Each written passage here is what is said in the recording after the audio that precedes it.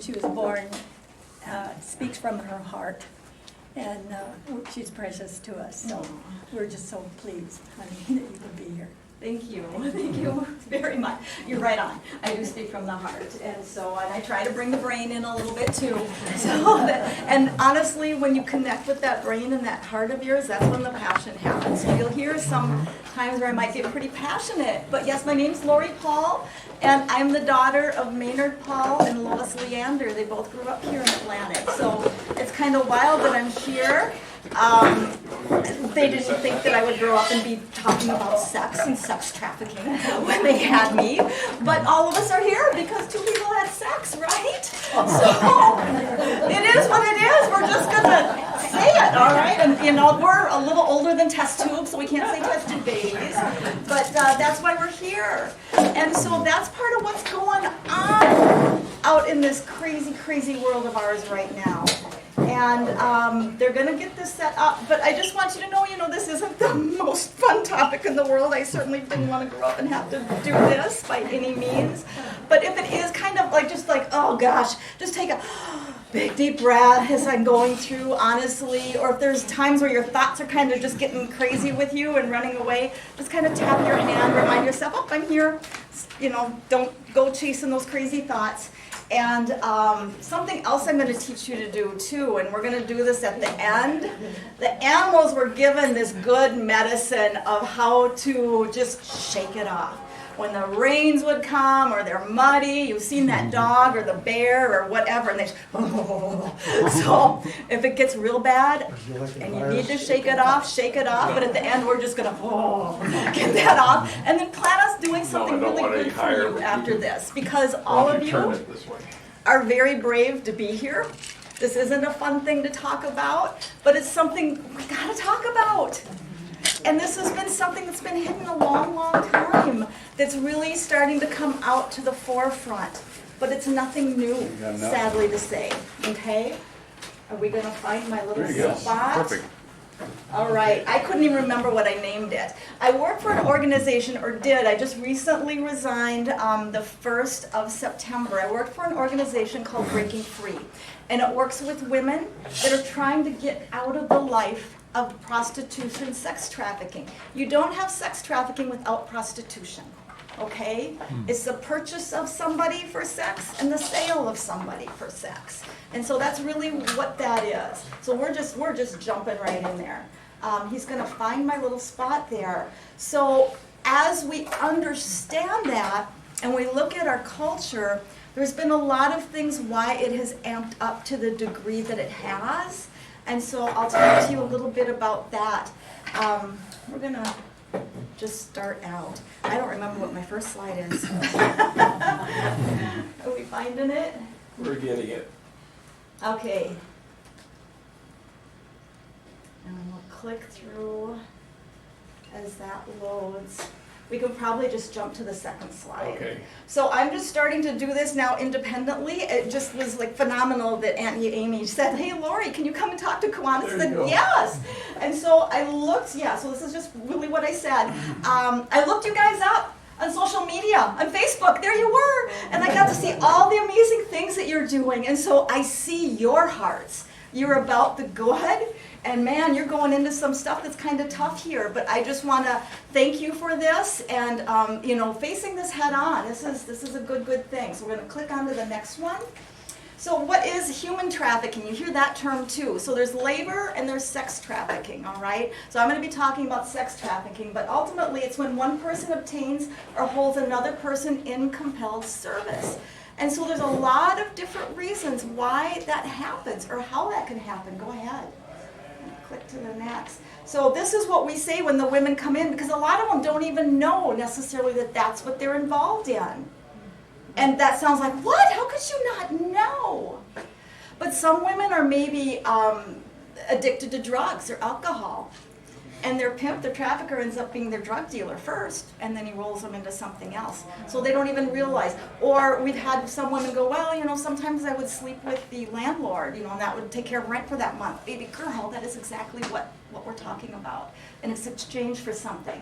So we let them know it is violence against women, girls, and sometimes boys. This is a violent thing. This isn't something that she would have naturally chosen. There was a reason for it. It's sexual abuse. We call it modern day slavery because you're compelled. Some people say, well, no, I'm a sex worker. This is what I choose to do. I'm in control of this. But as soon as that money is exchanged, we say, how much control do you have after that? You got to do whatever they say. It's modern day slavery. And so some people just don't understand that. With a tactic of power and control, it's a multi-billion-dollar business. Huge.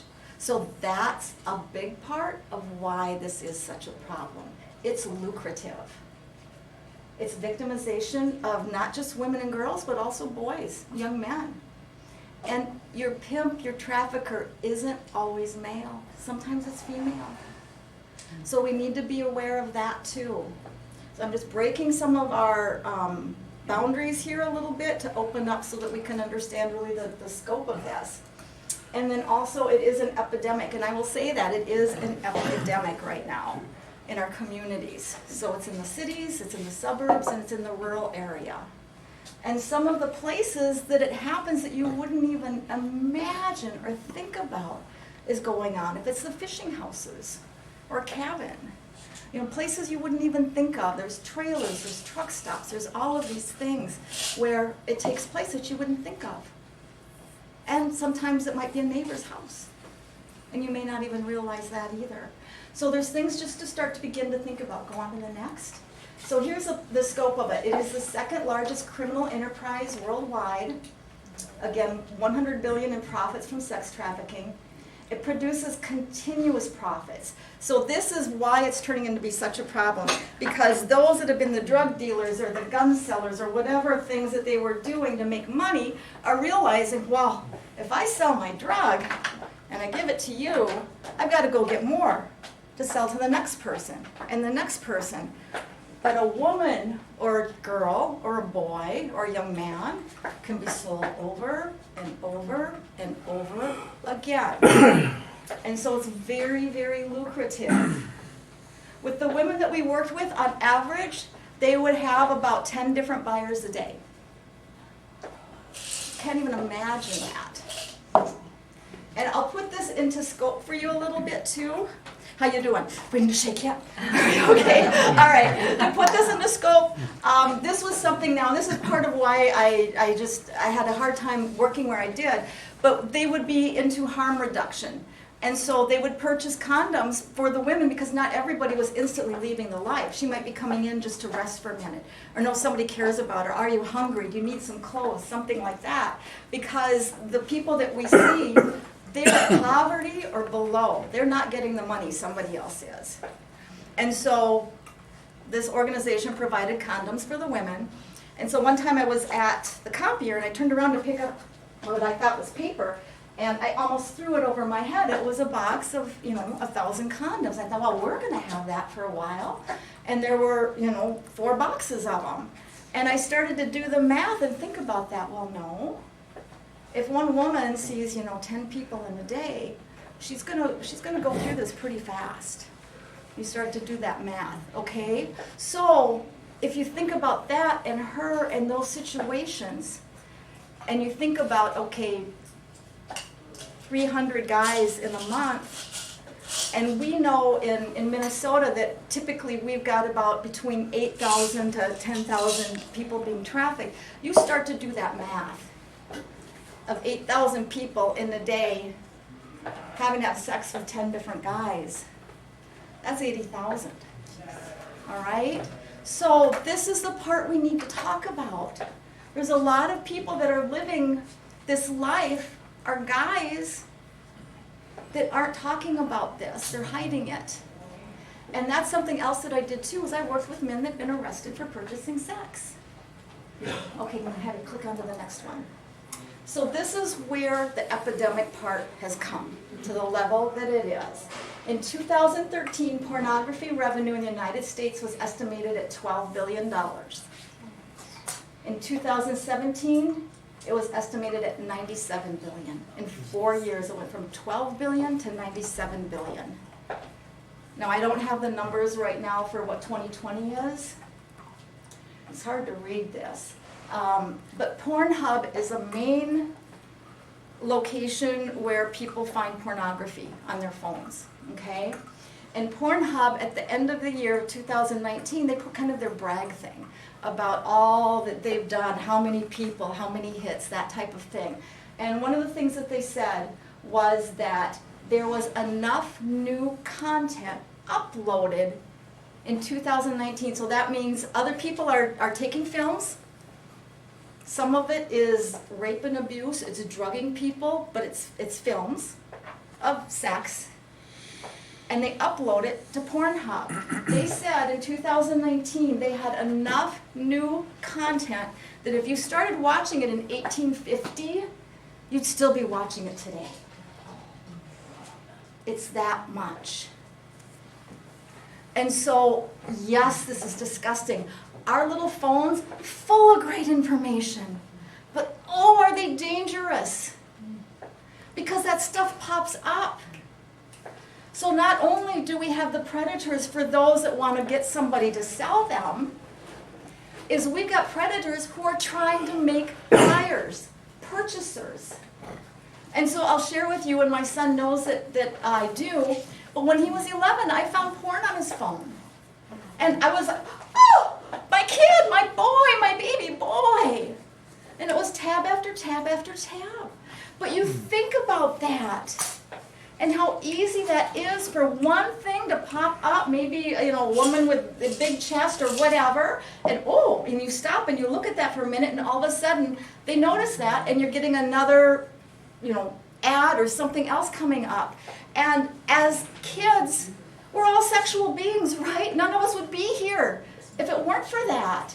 And so they're getting this confused thing of curiosity, as well as maybe feeling kind of good. And so what we've learned with pornography, I'm so sorry you're walking in right now, is that pornography is as addictive in the brain as heroin is. And so that's what's happening to our kiddos. And they're not telling us about it, why would they?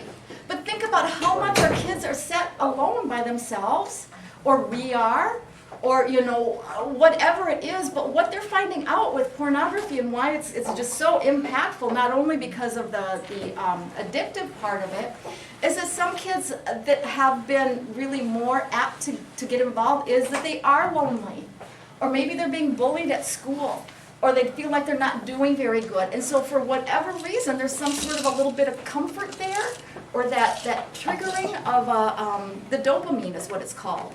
That happens in the brain. It's a feel-good thing. Okay, so I'm going to have you click on next. We'll skip that for right now. So what I will tell you is, okay, there was a time where I wasn't feeling so great about myself. And I wanted to, you're just kind of down. I saw an ad of Cameron Diaz. I don't know if you know who she is. She's an actress. Beautiful, tall, when you're getting to be my age, yeah, I'd love to look like Cameron Diaz. And she had these really cute boots on, and I looked at those boots, and I went, oh, those are cute. And then I read the little bit, and it said where they were made. It was Minnetonka moccasins. I went, oh my gosh, no, I don't want them. And honest to goodness, Instagram, what popped up? Minnetonka moccasins with those exact boots. So these computers, these researchers, these sales and marketing people pull this data. And so all it takes is a kid just looking at something, or an adult or whomever, and you start to get bombarded. Like, no, I don't want those boots, I don't want those boots. Well, then I went someplace else and they popped up again. And I was feeling a little bit weaker because I wanted to feel a little bit better, and I clicked buy. And that's what's happening with some of this trafficking stuff. So going back now to where this porn issue is like any addiction, you tend to need more to get that same feeling. So you're watching more, or it starts to get a little more erotic, exotic, sometimes violent. It goes and it continues to progress to be something new. The other part that happens is, it used to be, we would say, sweet 16 and never been kissed. And then it almost was like, sweet 16 and never had sex.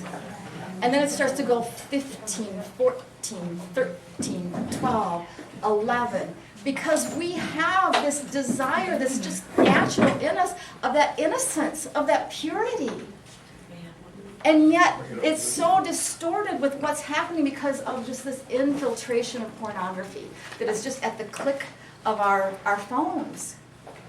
And so that's something where, when working with the men, it used to be just the middle-aged guys that they thought, had a good income, living in the suburbs, married with kids. That's gone. It's the entire population. It's no particular race. You take a scoop of the population and it's those guys. But now what we're seeing is that a lot of the age is in their 20s and 30s. That never used to be like that. That's directly pornography related and how accessible it is. So what I will share with you, all right, so we talked about the power and control. I'm going to read something to you. It says, 100 castellanos, that's a Spanish coin, are easily obtained for a woman as for a farm. And it is very general. And there are plenty of dealers who go about looking for girls. Those from 9 to 10 years old are now in demand. Guess who said that? Christopher Columbus. It's in his journal. This is an age-old problem, but now it's just gotten massive. And so when we look and we start to talk with the guys that we've been working with, and yes, sometimes there's female buyers too. We mostly saw male, and that tends to be it. We started to ask them why. What's going on? What does it mean to be a man? And they would say things like, well, to be a leader, to be a provider, to be in control, just be stable, steady. And we'd ask, well, what kind of emotions can a man show? What's okay for emotions? And they'll kind of sit there for a little while. I don't know if you guys want to shoot me out. What kind of emotions typically do guys show? Very little. Yeah. So usually that, we're not allowed to show emotions, we keep them down. Or we hear anger. That was real common. Typically the first one we hear. Every now and then you'll hear someone say, well, love, but we just don't really show it. And then we'll ask women, well, what kind of emotions do women show or share? It's okay. They would name them over and over. But the one thing they don't really say too many, see? The one thing that they usually don't say is anger. And a lot of times when the women, girls, are angry, sometimes they're called a bad name, that B name. Or she'll call herself that, I'm sorry I'm being such a B. That type of stuff. But think about that. If our little girls were allowed to have that emotion and be okay, and something bad happened that she didn't like, and she just went, no! We wouldn't have that vulnerability be so strong. But on the flip side, guys, I am so sorry we've done what we've done to you. Because when we talk to these guys, we find out why. And we ask, when did it seem okay for you to purchase another human being? And a lot of them will say, well, I never really thought it was okay. Well, what was going on? So we just would have conversations. We don't yell, we don't scream anymore. This is an everybody thing. These are our dads, our brothers, our uncles, our nephews, our sons, our grandpas, our pastors, our construction workers, our tech guys. There's no particular one. But what they have inside is something's hurting. And the same with the girls or the women that are getting sucked into this. There's a broken heart. There's a need that hasn't been met. And so these guys are saying, well, I was lonely, or I lost my job, or I was stressed out, or something tragic happened to my wife and I just didn't know what to do. They were looking for some form of comfort, some way to feel like a man again, because so much of the identity is this manliness. And I asked my son one time before, it's like, what does it mean to be a man? And he went to the physical, literal world, I have a pee-pee. She's like, ah! But that, that was a part of that male identity, whatever it was, as a kid. And our guys are shown all of this stuff that's like a false masculinity. You know, if you've got 7 women on your arms, or you see guys in pictures, young guys especially, and they put their hands behind their arms and make their muscles look bigger, and they're not smiling because they can't show emotion. You know, and women, what are we doing? We're doing this and putting our lips out, trying to make our cleavage look bigger and things like that. Because we all just want to be noticed and loved and have attention. And so that's where we're seeing some of this is. We just want to connect so badly, but we haven't learned how to do it in a healthy way. A lot of us are lonely. A lot of us don't really know another way to reach out. Some guys have said, I think we can just finish this now. Some men have said, yeah, you can just turn it off. Okay. That they would not have likely done it, but they've been really down, and they were hanging out with the guys, and he started drinking, and he's like, you should call this number, you know, forget about all their problems, and, you know, acted out being drunk. How many of us have ever made the best decision of life while we were drinking? Or, you know, anything like that? No, it's not good. So I will share with you just briefly, I started this work 2.5 years ago, and the gal that asked me to come, she just knew that I could speak. I had done a Bible study, and so she had participated in that. And they were at a need of needing some speakers to talk about the subject. And she goes, Lori, she says, I know you get this, I know you can speak, I know you have a heart. I need you to come work for me. And so I did. And in that time, I overheard one of the classes, the programs that they had where the girls, the women were together, and they were going through, it was almost like a deprogramming, because you get so brainwashed if you've been in it for any length of time at all. And I overheard them talking about one of the processes and how these traffickers will, and it's called the lover boy strategy, they will play like they're a boyfriend, that they love you, that they see this vulnerability that you have of that need, like I said, to be loved. And so what my boss didn't know, what nobody knew, was that back in 1982, the guy I was seeing turned out to be a pimp.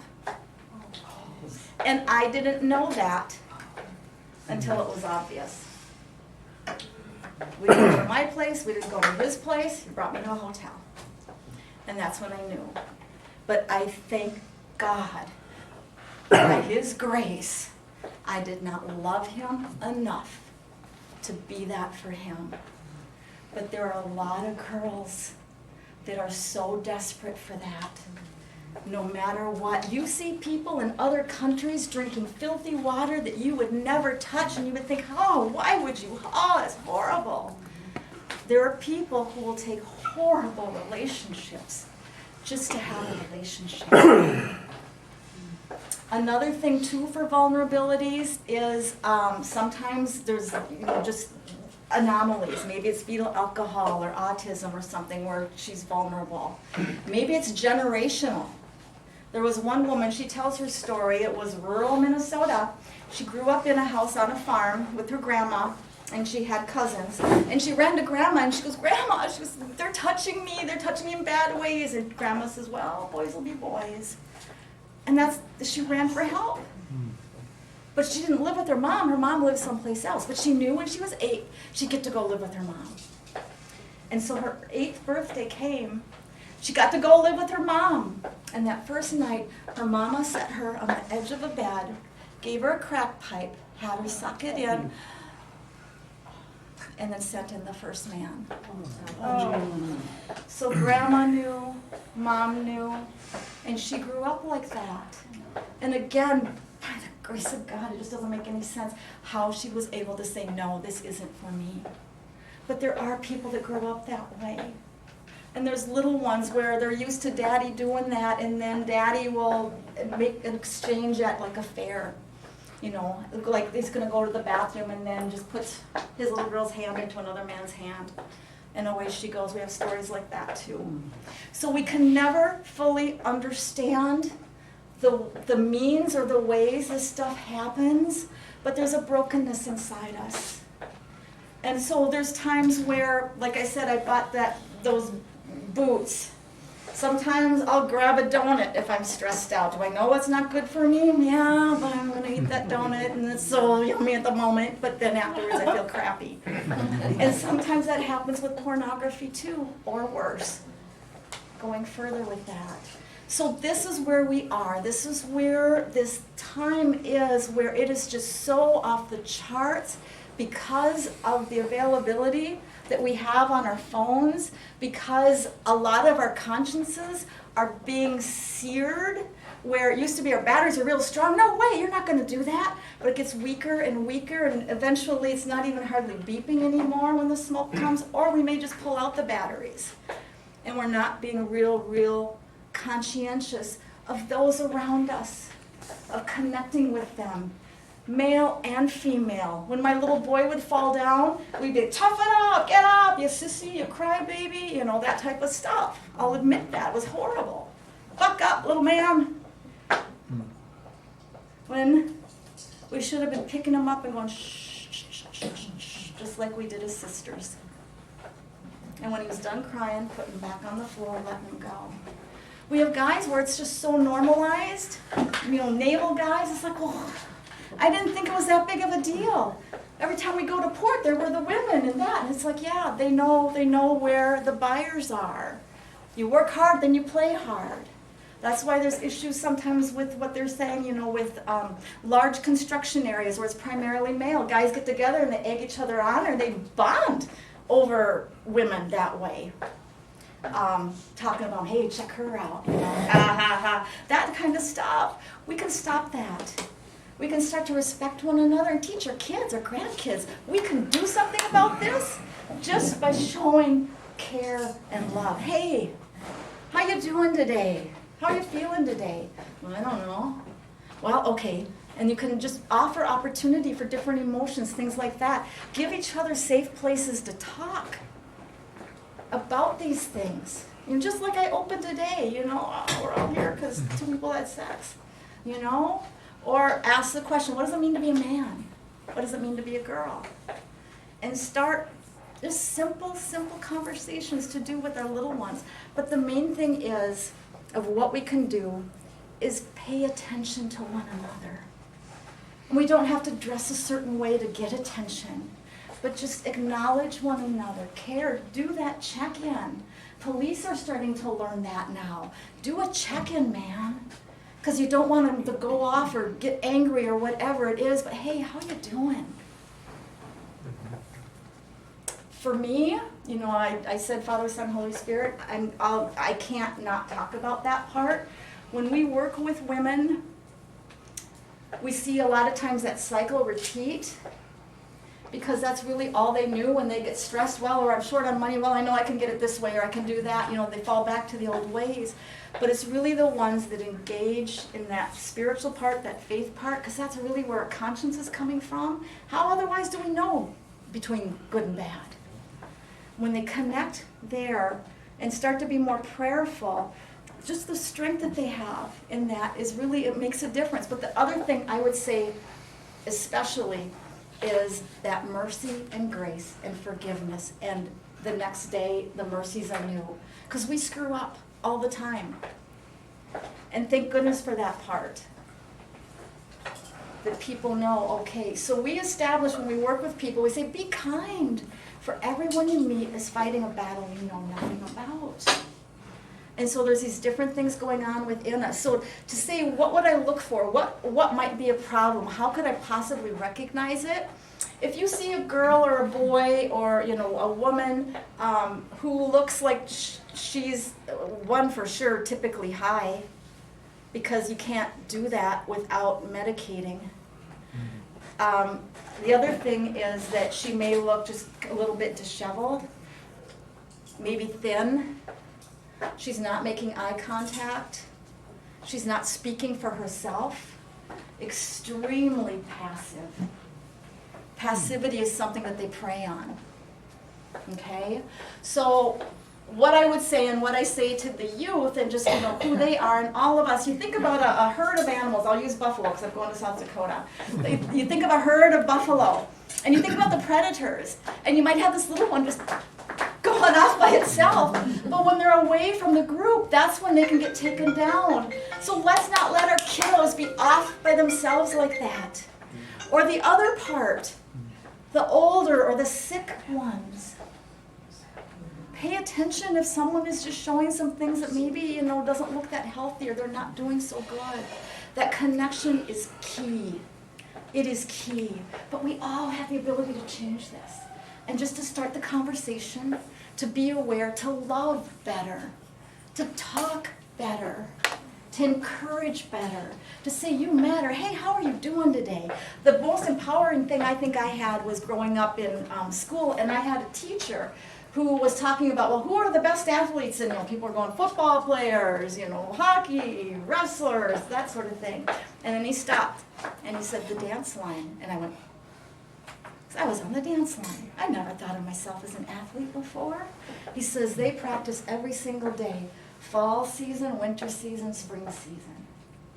If we can start to empower our girls to know their value in other ways that they maybe haven't seen, oh, that makes such a difference. Did I still get into a mess like I did? Yeah, I picked a bad dude. I kind of got a record of that. But we learn, and we grow, and we use the things, they say beauty out of ashes. We can use the things that we've learned from to help others. And so if some of this is like, oh, well, I didn't do this right, or right, I could have done this, or I didn't pay attention, or whatever. It's a new day. And we can start to make a difference in one another's lives and in the people that we impact. We all have different ones in our lives that we can just touch into. Because people are hurting a lot more than they're letting out. And there's a lot of women that are pretty angry. And one man said, man, I just let her yell and yell and yell until finally she just started crying. Because that was really what was underneath. And he said it was the most beautiful thing I've ever experienced. You think about that. If we allow each other that space to really express that, because we've got these feelings. But to do that and still love one another in whatever we're going through, man, we can make a big, big difference. But I would say if you ever suspect, my time's right up, if you ever suspect that something might look like sex trafficking, call 911. It is way better to report and be wrong than to not report and be right. Okay? Now there's some national hotlines you can call, but I tell you, they are so swamped with calls. They're inundated. I would do the 911. And you can pay attention. You can maybe take a license plate. You can do whatever you can and just taking notes. But you can make a difference. But it gets back to this is an everybody thing. And it's not just a certain type, a certain person or whatever. It's not just the grab force and run. Iowa has 35W, which is a main thoroughfare. You've got 80 going that way. You've got a lot of traffic going through here. And you've got a lot of people that have that look of that innocent, and also I think vulnerable to some degree if you don't talk about this. So I will tell you there is a woman who made a film specifically about Iowa and trafficking, and it's called Grid Shock. Grid Shock, and it's by Vanessa Neal. And I met her in Washington, D.C., and we actually went and lobbied with, I don't know who your senator was there, but got to speak to a senator there about just increasing penalties for some of those that are arrested. What I would say and encourage is if you can lobby, if you can do things like that, bring in the part of, okay, don't just arrest these guys, but insist that they go to some sort of a school. And not what you call a John school, that's labeling. We don't say John anymore, just like we don't say prostitute. The prostituted women, these are men. And we are not defined by the worst thing we've ever done. But a school that really sits with them, opens up what's going on. And then when you have a survivor come in and tell her story after these guys have opened up, he's really hearing her. And suddenly he's understanding what her vulnerabilities were, the pain of all of this, the things that she was forced to do, all of that. It really opens up communication, and then healing starts to happen under the same roof. But there are things you can do. And I know you're a group that's powerful. clearly by your Facebook, you'll think of some things. Even if it's just individual or together as a group, you've all been together now and heard this together, so you can talk about it. Hey, did you get to talk to your grandkids, your great-grandkids about it? No, I was kind of nervous. I didn't really know how. Well, I did. This is what I did. You can start to share things like that and just have these conversations. You know, bring it into the home. Bring it into the scouts. Bring these conversations, if you can, to some school things that they'll let you. Bring it into the church. It's not immune. There's places that we can start to do something just to connect and help each other be healthy, but also to be a force that you can be part of not only the prevention, but the activation of just turning this culture around. Talk about the access to pornography. What can we do? Can we shut down Pornhub? There are people trying to do that. There's just things like that we can start to think to do. But we're in this together as people caring about other people, and that's who you all are, and it's obvious.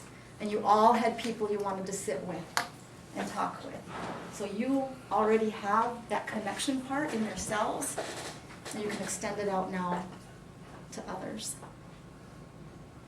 So if you want to come and talk afterwards, you can. If you want a prayer, I'm happy to do that too. But why don't we just shake it off for now? My time is up and we'll just, we got through it. But you are a new force to be reckoned with in Atlantic, Iowa.